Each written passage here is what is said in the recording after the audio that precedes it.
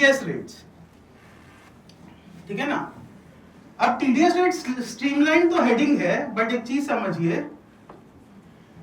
अब पता नहीं है सरकार का क्या फेटिश है, बट हर बजट में वो एक टीडीएस एक ऐसा चैप्टर है जिसके साथ वो टिंकल किए बिना छोड़ नहीं सकती, उसको कुछ ना कुछ तो करना है।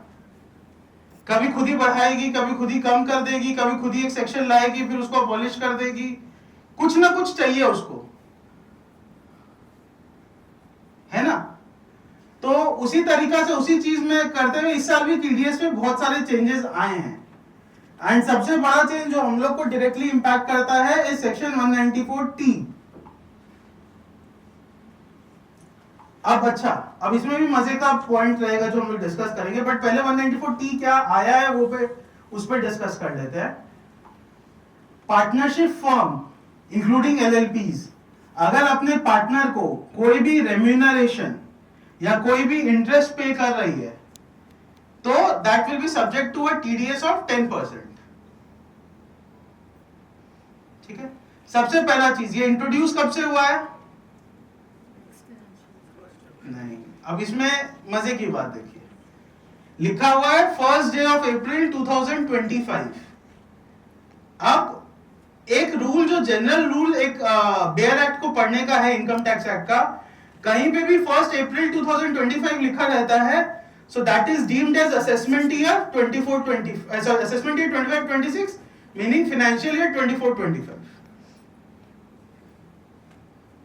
तो अब इसको हम क्या इंटरप्रेट करें? तो उसको अगर हम लोग फाइनल टर्म्स में समझेंगे तो आप लोग क्या इंटरप्रेट करेंगे? अगर मैं ये आपको बता दूं कि ऐसा है कि अगर 1st April 25 लिखा हुआ है कहीं पे भी और आप बाकी बजट चेंजेस में देखेंगे तो सब में 1st April 25 लिखा हुआ है, बट वहां पे हम लोग इंटरप्रेट करते हैं कि वो असेसमेंट ईयर 25-26 है, यानी फाइनेंशियल ईयर 24-25 है, और ये हर साल के बजटों में ऐसे ही इंटरप्रिटेशन हुआ है। तो इस साल का इंटरप्रिटेशन स्पेसिफिक टू 194T क्या होगा? नहीं, दो रीजन है। पहला चीज, any change which is retrospective in nature can not be implemented, first thing. तो आप बोलेंगे ठीक है चलो तब उस समय से तो नहीं, तो हमें कम से कम जुलाई अगस्त से तो इंप्लीमेंट कर ही सकते हैं। नहीं, एक फर्क और है, बाकी सब, एंड ये मेरा इंटरप्रिटेशन है, ऑब्वियसली इसके ऊपर clarification is always sought from the government. हर जगह पे ना 1st April 2025 लिखा रहता है, और इसका में आप देखेंगे ना, इसका में लिखा है 1st day of April 2025।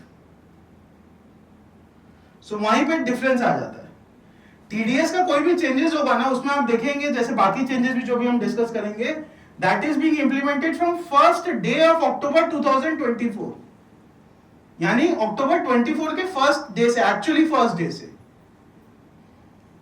है ना। तो सिमिलरली ये मेरा इंटरप्रिटेशन है कि ये वाला जो आया है ये कमिंग April 25 के फर्स्ट डे से एप्लीकेबल, यानी फाइनेंशियल ईयर 25-26 से एप्लीकेबल होना चाहिए। That is the intent of the law.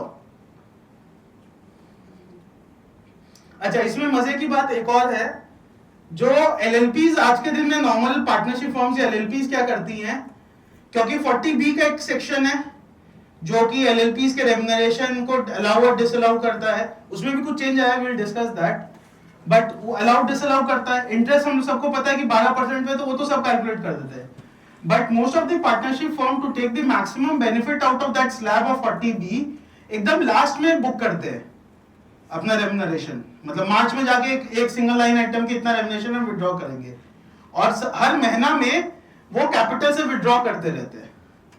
मतलब अप्रैल आया तो 10,000 विड्रॉ कर लिया, मार्च आया, मई आया तो 10,000, ऐसे करके विड्रॉ, और लास्ट में कैलकुलेट करके कि हाँ हम 2,70,000 रुपया रेम्यूनरेशन लेंगे। तो हर महीना जो 10,000 रुपया कैपिटल से विड्रॉ हो रहा है, will that be treated as remuneration और नॉट?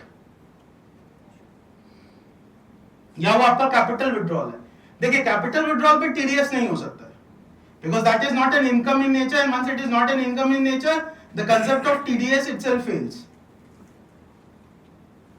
तो उसको आपका कैपिटल विड्रॉल माना जाएगा क्योंकि अल्टीमेटली तो कैपिटल विड्रॉल कर रहे हैं, या उसको इनकम इन नेचर माना जाएगा? Capital withdrawal. देखिए, इसके लिए आपको आपके अग्रीमेंट में एक स्पेसिफिक क्लॉज डालना होगा कि remuneration is payable at the end of the year and my capital drawings will be done, मतलब the partners are liable to withdraw an amount of this much amount from their capital for their monthly expenses. तो वो करके आपको clause डालना होगा, you have to prove it that that is out of capital and not out of your remuneration.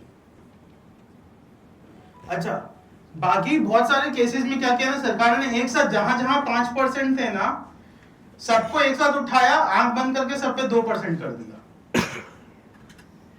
जैसे 194 DA है life insurance policy का जो आपको कमीशन मिलता है, 194 G है लॉटरी टिकट्स वाला, 194 H है कमीशन ब्रोकरेज वाला, 194 IB है जहां पे कि इंडिविजुअल जो 194 I में कवर्ड नहीं होता 50,000 से ऊपर रेंट देता है वो है, 194 M है जहां पे अगेन इंडिविजुअल है जो कैपिटल एक्सपेंसेस में अपना कॉन्ट्रैक्टर्स को या 194 C वाले को पेमेंट देता है वो है.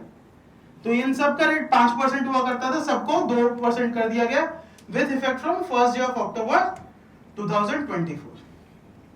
अच्छा, तो अब ये रीजन यहां तक तो समझ में आता है कि ठीक है चलिए, ये रीजन क्यों आया या क्यों इसको कम किया गया, एनी आइडिया? सरकार को तो टैक्स चाहिए, बट इसको कम करने का रीजन क्या है? जब सरकार को टैक्स चाहिए and they are wanting to collect tax as early as possible, so then why this? नहीं, उनको बिजनेस वालों से कोई मतलब नहीं. देखिए क्या देखा गया पास्ट 4-5 सालों में, नहीं ठीक है your logic is correct but that is not the intent of the government. नहीं, हाँ, क्या देखा गया कि लास्ट 3-4 सालों में ना the amount of refunds has increased humongously. इन सेक्शनों में टीडीएस कट जाता था, 5% कट जाता था, या उसके कारण जितना भी कलेक्शन होता था resulted in large number of refunds, क्योंकि अल्टीमेटली उतना इनकम आता नहीं था तो रिफंड्स का क्वांटम बहुत बढ़ जाता था. वो एक साथ जब रिफंड इशू करना होता था ना, that used to be a big task. So सरकार ने ये फैसला किया कि नहीं, हम टीडीएस को थोड़ा कम कर देंगे उतना कि मेरे रिफंड्स कम हो जाए, है ना. तो इसलिए इन सब सेक्शनों में, अच्छा इन सब में आप देखेंगे other than 194H there is no other section which is being very broadly used. 194H छोड़ दें जो एक कॉमन बिजनेस पार्लेंस में यूज होता होगा, उसके अलावा कोई भी ऐसा सेक्शन नहीं जिसको बहुत ब्रॉडली यूज किया जाता है. तो दिखाने के लिए तो कम किया गया है बट एक्चुअली में बहुत ज्यादा कम किया भी नहीं गया.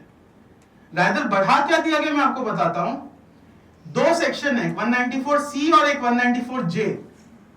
दोनों क्या के लिए होते हैं? कॉन्ट्रैक्चुअल पेमेंट्स और एक प्रोफेशनल सर्विसेज. अब प्रोफेशनल सर्विस का भी जब मैं कॉन्ट्रैक्ट कर लूं, that can fall both in 194C and 194J. तो उसमें अब हम क्या करते थे, उसमें हम लोग बहुत बहुत बेनिफिट लेके लोअर रेट बीइंग 194C में टीडीएस काट दिया करते थे, एंड क्योंकि उसमें क्लैरिटी नहीं थी. Now the government showing its intent that I want higher rate of taxes, 194C में एक स्पेसिफिक वो ला दिया गया है, एक्सक्लूजन. द एक्सक्लूजन बीइंग कि अगर कोई चीज जो 194J में फॉल कर रही है उसके ऊपर 194J में ही कटेगा टीडीएस, 194C में टीडीएस नहीं कटेगा. आपको याद होगा एक 10 लाख से ऊपर की गाड़ियां अगर हम खरीदते थे तो उसके ऊपर टीसीएस लगता था. Now the government has put in a particular point phrase there जो बोलता है कि अगर कोई भी लग्जरी गुड्स है, see the luxury goods has not been used, the word has not been used in the act but in the memorandum they have used the word luxury goods, and साथ में उन्होंने एक slab डाल दिया जो 10 लाख से ऊपर है. अब 10 लाख से ऊपर 1% के लिए लग्जरी हो सकती है बट दूसरे पर्सन के लिए लग्जरी नहीं हो सकती है. ठीक है, दे हैव टोल्ड कि we will come out with a list कि कौन सा लग्जरी गुड्स होगा. तो वो लिस्ट में अगर 10 लाख से ऊपर है तो उसके ऊपर भी आपको टीसीएस लगेगा, विल बी रिपोर्टेड. तो यानी आपको आपके भाई बहन को रोलेक्स खरीदना चाह रहे हो, ये सब खरीदना चाह रहे हो तो सोच के अभी खरीद ले, बाद में खरीदने से टीसीएस लगेगा. ठीक है ना.